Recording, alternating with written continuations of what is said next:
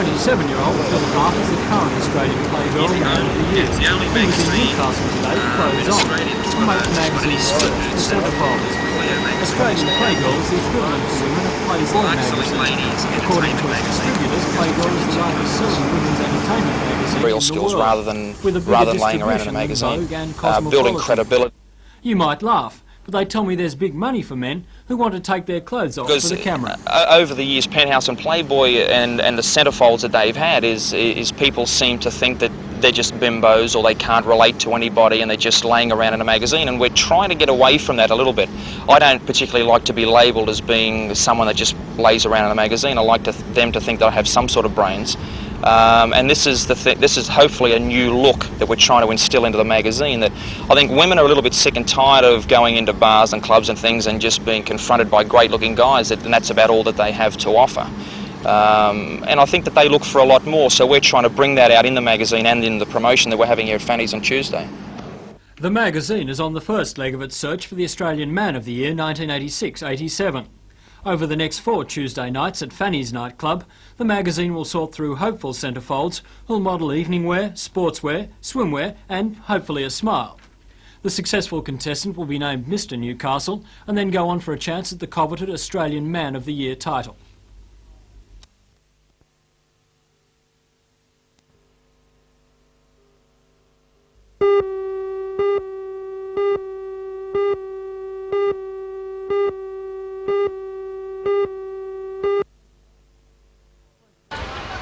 "29 members of the Macquarie District Women's Soccer Association left the International Sports Centre today at the start of a 24-day tour of the United States. The players aged between 14 and 34 will play more than a dozen games, mainly in California.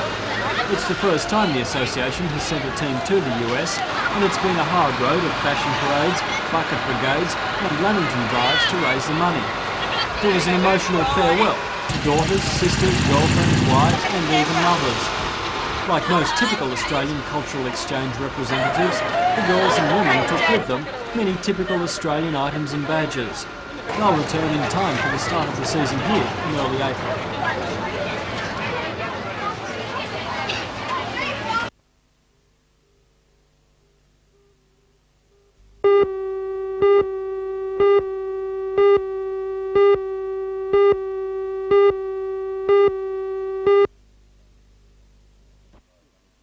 She gets prize money if she runs third back as fifth.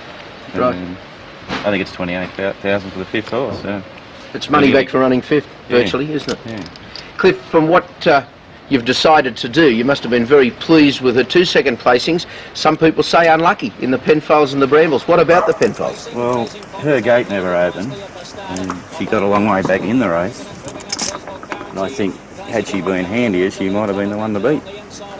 It was said that it was the best run of the race, and reviewing the tape that we have of the race, it certainly was a super run. It was a good run.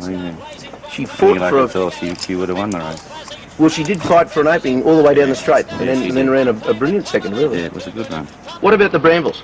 Drew very, very wide off the track almost. Yeah, drew wide, and well, that was also a good run. The winner, Moyo car, did run a race record. And they ran into a very, very strong headwind down there. It was a fantastic run.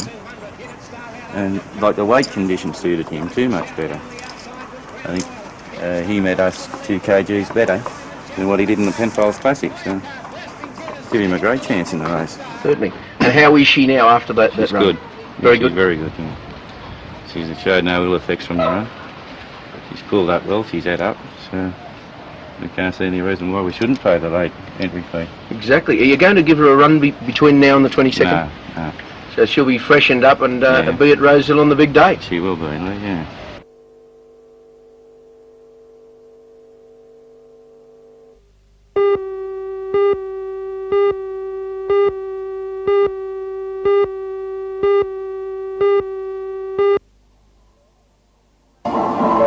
Three local teams, the Adamstown RSL Royal Midgets, the Newcastle Grenadiers senior team and the Singleton Sheffield Juniors have made it into the Nationals as a result of their performances in the state titles. The Singleton team took out the champion team, having picked up the best march past, the best display and the best uniform titles.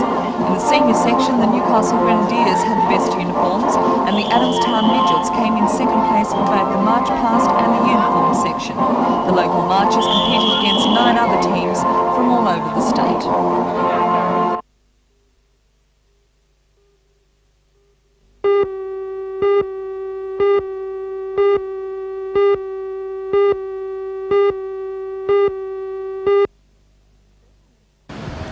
Federal Minister for Health, Dr Neil Blewett, says he's gravely concerned about Dr Parker's allegations.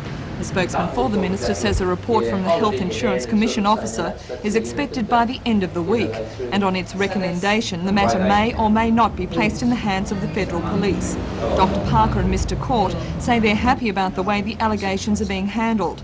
They say that it's up to the investigators and possibly the police to take the matter further with the businessmen and the doctors named in their allegations.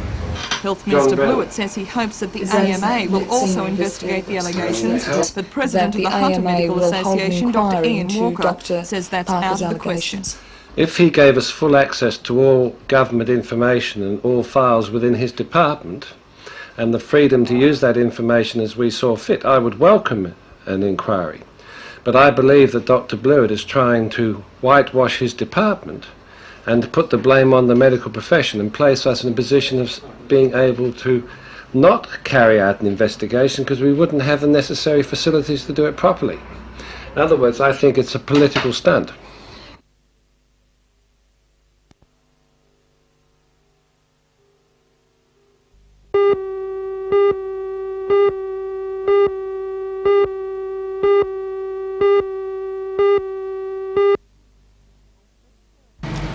At present, there are 2 routes proposed in the 1983 Environmental Impact Study from Killingworth to north of Minmai.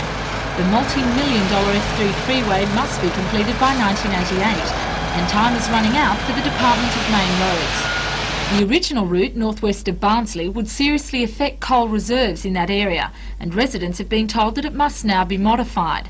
The alternative route along the banks of Cockle Creek and southeast of Barnsley is now the preferred route, but to the residents' dismay. The route will now affect a new housing development at Barnsley, as well as destroying the nature reserve, which has just undergone a government-funded facelift to the tune of $131,000. President of the Sugarloaf Valley Neighbourhood Advancement Group, Dan Richardson, says they're still in shock at the suddenness of the decision. Like I say, it was all a surprise to everyone. Everyone was resigned to the fact that it was going up through Holmesville, and there you have it. Now all of a sudden, this new one. We can see that they've got to get the coal out and all this sort of thing at this point, but there must be another way. There's got to be. In a 1975 environmental impact study, a 3rd route has been proposed, but seems to have gone unnoticed by the DMR. The 3rd proposal is west of the 2 existing routes and would run along the eastern side of the Sugarloaf Range. According to Councillor Kevin Evans, this route would direct the freeway away from residential areas and avoid the vast coal reserves. Councillor Evans plans to resubmit the proposal to the Lake Macquarie Council and says he is surprised that it has not already come under consideration by the DMR. For reasons best known to themselves, they have done, to my knowledge, no study of it. It would travel over extinct or worked out coal mines. It would be well away from any residential areas.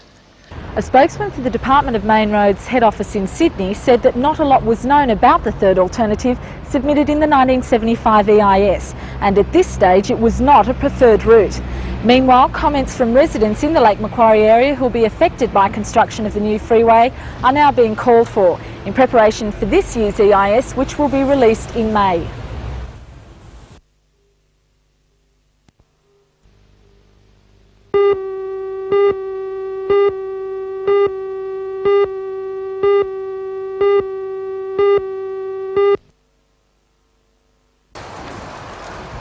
If you're a lover of horses and their carriages, then there's a place at Saltash to help you remember about the good old days.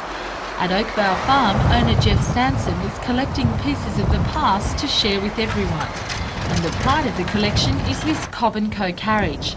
It's been completely restored to its former glory and is the only one running in the region. The first carriages of this kind arrived in Australia in the late 1800s from America. The coach was to play a major part in Australia's transportation future. The first one in New South Wales began operating at Bathurst in 1862, and this particular carriage ran from Walgett to Canandle. Jeff says there's a lot of painstaking work behind the restoration process. There is many long, hard hours and hard years actually in restoring these to their former glory. As usually they're very dilapidated because of the years. You know, most of them are 100-year-old and this type of thing. But it's a very interesting thing to be able to put these back how they were originally. And have you taken them back from scratch, part by part? Some we have. We've taken them right back from scratch. Some we was fortunate to get them in fairly good condition. Two other carriages have also come under tender loving care.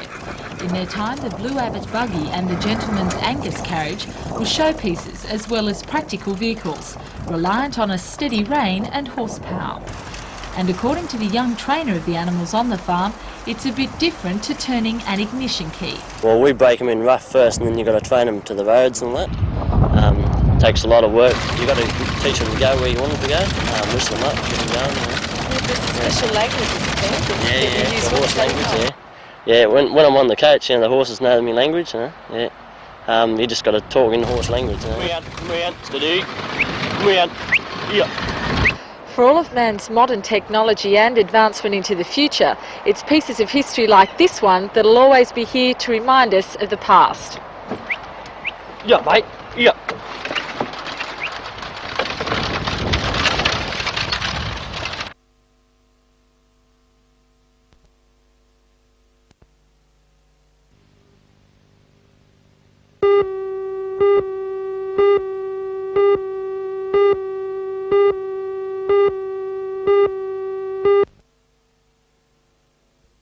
The Girl Guides Association may have a rather old-fashioned image in the eyes of some, but its popularity is as great as ever, with 30,000 members in New South Wales and a waiting list of 10,000 girls hoping to join.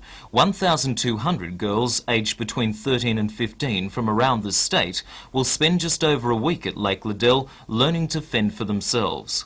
They do all their own cooking in their patrols of 5 girls. And the rest of the time they will have the opportunity to go on bus trips of the surrounding area to the places of interest. They'll be involved in what we call wide games, and they're given a list of things that they go out into the bush and search for things and make things, which makes them aware of the bush that is around them, how to live in it. They will have time to meet girls from the other regions, and this is the basic reason for the muster, is to bring them together from all over the state.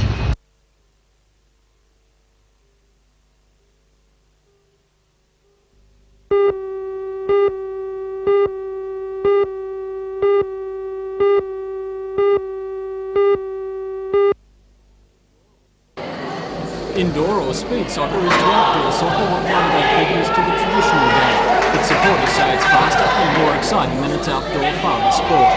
The game will be at its best when top Sydney sides, Sydney City, Sydney Olympic and Apia Leichhardt take on the Newcastle Tooheys 11 in the Australian Speed Soccer Championships at Cardiff on Saturday night. Here's some of the NSL sides are bringing up their top players.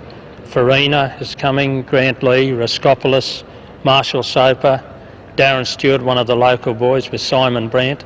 And with the 3 teams we've got, Sydney City, Leichhardt and Sydney Olympic, we'll have some of the best outdoor players in Australia assembled for the first time to play in an indoor tournament of this magnitude. Local NSL side Rosebud United were invited to take part, but declined because they play Canberra in the Prime Minister's Cup on Sunday.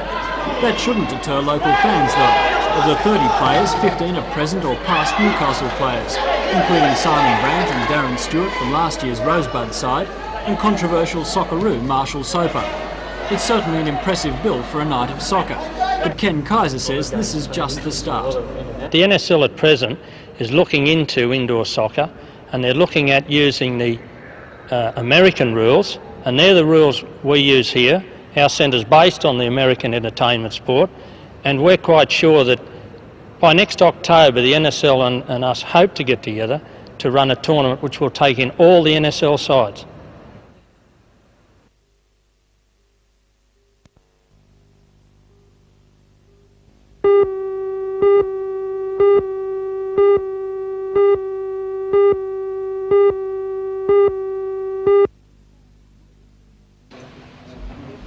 This bale of wool is from the Emu Creek stud at Walker in New England and will now go down in the wool price history books for breaking the existing world record of $187 a kilo by reaching $240. Despite strong Italian bidding, the wool was sold to the Japanese purchaser Fuji and will be spun in the Osaka wool mills. This bale alone is valued at $25,200. I think it's a great deal of excitement for Newcastle because it's the first time the record's come to Newcastle for many years.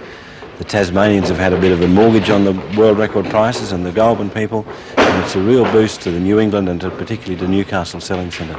Just what goes on behind the breeding? What makes a top quality fleece? Well, the Gill family have been breeding this wool since 1868 when they first purchased their first ewes from Havlar at Mudgee in 1868, and they've only introduced rams from selected studs since then. And how many suits would be made out of a bale like this one? I'm not sure. I believe 40 or 50, depending how big the people are that are going to wear the suits. They say that it's all in the texture, and now this bale will be shipped off to Japan where it will be made into top quality, top shelf gentlemen's suits.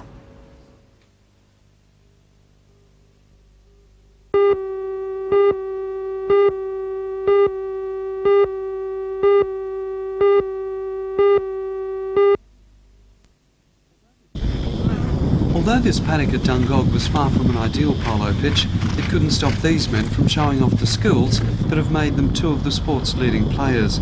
Dungog grazier Jamie Mackay is Australia's top-ranked player. His practice partner, 19-year-old Martin Gonzalez, one of Argentina's most promising internationals. They'll be joined by others from Argentina, Queensland, the Upper Hunter, the state's northwest and the local area for the tournament, which should present this very exciting and exacting sport at its very best. We're going to see perhaps the best Australian players that we can produce, and they'll be playing with Argentine players, which is a great bonus for us.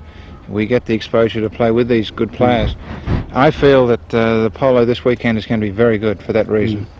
Jamie's family have been playing polo and breeding polo ponies for generations.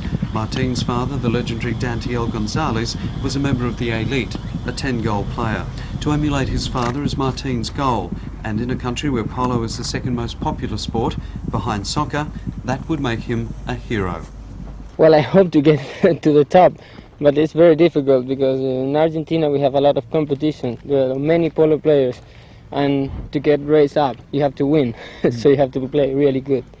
The polo action at Tabble Creek, just south of Dungog, gets underway at 1 o'clock tomorrow and Sunday.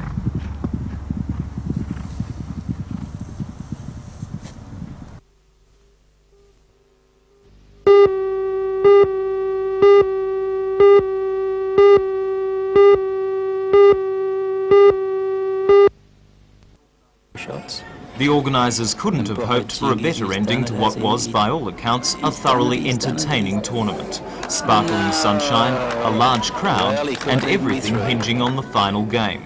The Hunters' world-beating pair of Barry Salter and Darby Ross faced up against the Australian teams Fred Brown and Fred Diamond, both from the Northern Territory. Going into the final, both teams had won 27 games each and drawn 2. It turned out to be the Northern Territory's day, with Brown and Diamond winning 20 shots to 17. With close action like that, the organisers will be looking hard at holding the tournament again next year. And the boys from the Northern Territory are worthy winners, 20 shots to 17 after 21 fantastic ends.